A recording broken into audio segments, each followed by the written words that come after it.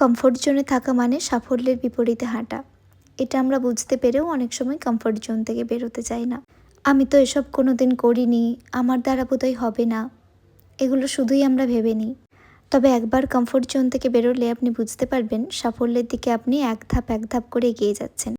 এই সফলতা শুধু আপনার আর্থিক বা ক্যারিয়ারের দিক থেকে নয়, শারীরিক ও মানসিকভাবেও আপনি আগের থেকে অনেক বেটার ফিল করবেন।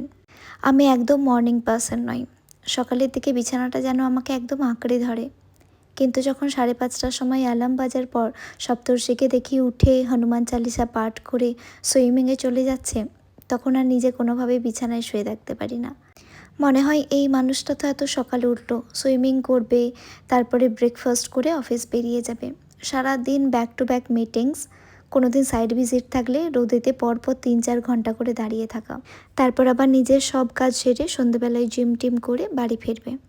আমি খুব বেশি ইন্সপায়ার হই ওকে দেখে।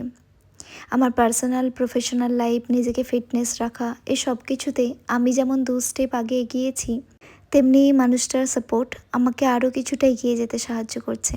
সকালে যে যোগার আসনগুলো দেখালাম সেগুলো 90% পিসিওডি ও পিসিওএসের। যাদের এটার সমস্যা আছে তারা ওষুধের সাথে সাথে যোগা অবশ্যই শুরু করুন। ধীরে ধীরে আপনার বডি এত সুন্দর রেসপন্স করবে, আপনি সময়ের সাথে বুঝতে পারবেন।